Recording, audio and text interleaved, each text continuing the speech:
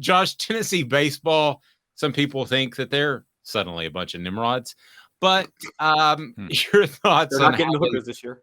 Your thoughts on how they got everybody really super excited last year, and then this year just kind of been a big thud. Well, and what Tennessee was able to do last year and over the last couple of seasons might be coming back to haunt this team a little bit. This team has a lot of talent, but this team doesn't have the proven talent, and I would question if it has the mindset that last year's team had, just those players in the lineup especially, where if they faced adversity within a game, cool, let's go rally back. Let's go hit a home run in the 8th inning or the 9th and show everybody what we're made of. They did that a number of times, and I know the season ended in disappointing fashion in the Super Regional, but there are a bunch of games where Drew Gilbert or Jordan Beck or Lawson, everybody within that lineup was able to step up and get a big hit or hit a home run because they expected to do it. This year's team continues to make mistakes that gets it behind, whether that's in the field or in the lineup. And then I don't see a number of players that are ready to answer the call and rally back. And maybe that changes this weekend. But if it's going to change this weekend, it has to change against maybe the best team in the SEC, which could be the best team in the country in Vanderbilt.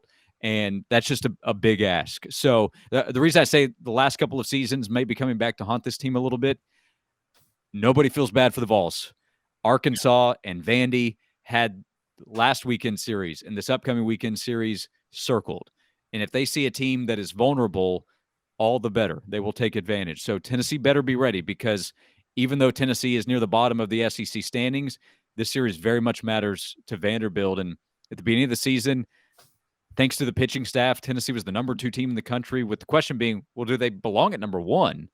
And now the question is, are they for sure going to make the SEC tournament? Are they for sure going to be in the postseason? I think they will. And right now they're in an okay enough position. They're out of the top 25, but it doesn't really get much easier. After this week, they get a bit of a break, but they still have a couple of top 15 teams on their schedule before the end of the regular season, not to mention, again, Vanderbilt this weekend. So it's been tough, but Tennessee has put itself in this position.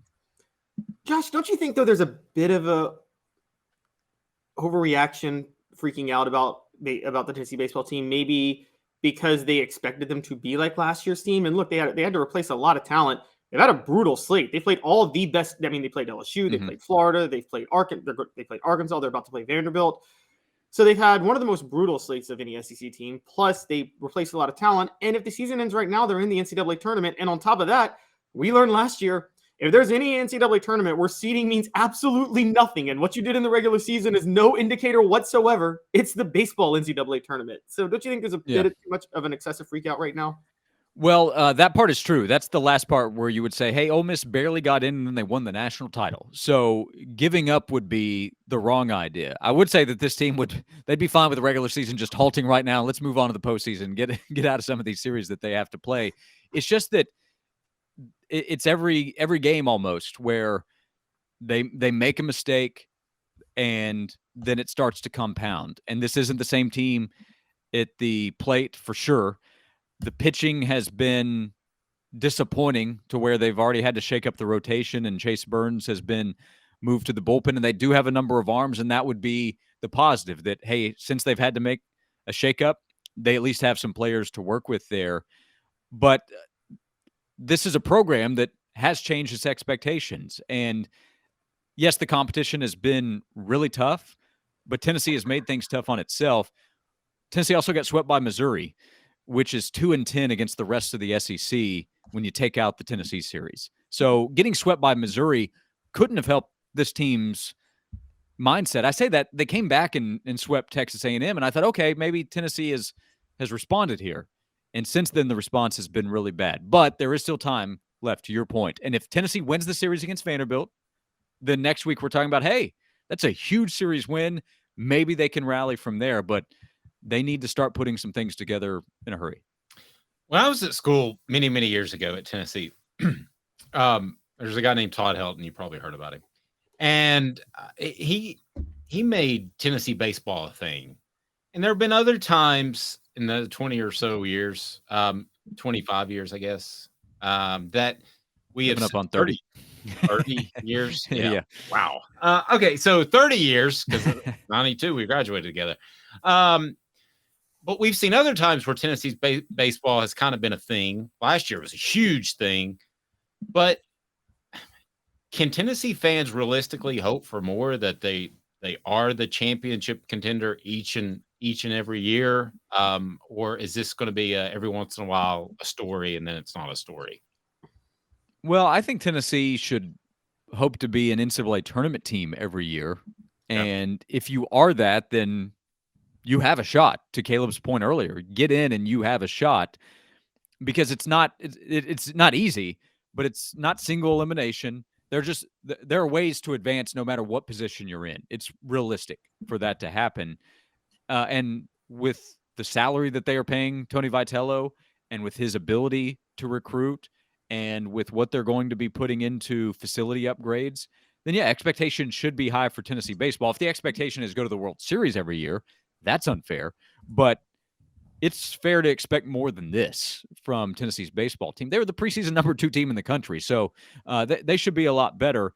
But the competition is so difficult to face in the SEC, and that's part of the reason that Tennessee is where it is at 5-10 in the SEC. So part of it's self-inflicted. Tennessee's just dropped off and not been as good in certain areas as a lot of us expected at the beginning of the season. But I think it was a few weeks ago now, but Tony Vitello came out of the game saying nobody's going to be asking for any 5-star reviews on the coaching. So he's been self-critical publicly at times. How could he not be? Fans still love him. But when you produce like you did the last couple of seasons, expectations go up. And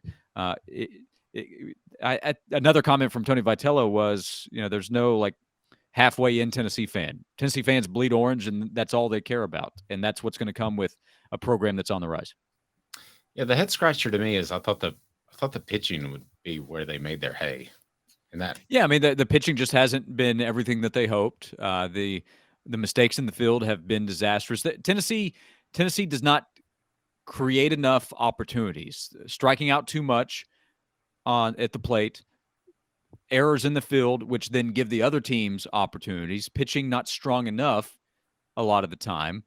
Not to single out one player, but there was a lot of anticipation with Maui Ahuna coming in, and that has not worked out. And it's a long list of things that have gone wrong so far this season for Tennessee. Great stuff, Josh. We appreciate it as always. Follow Josh at Josh_Ward. He's got a great newsletter each and every week that comes out.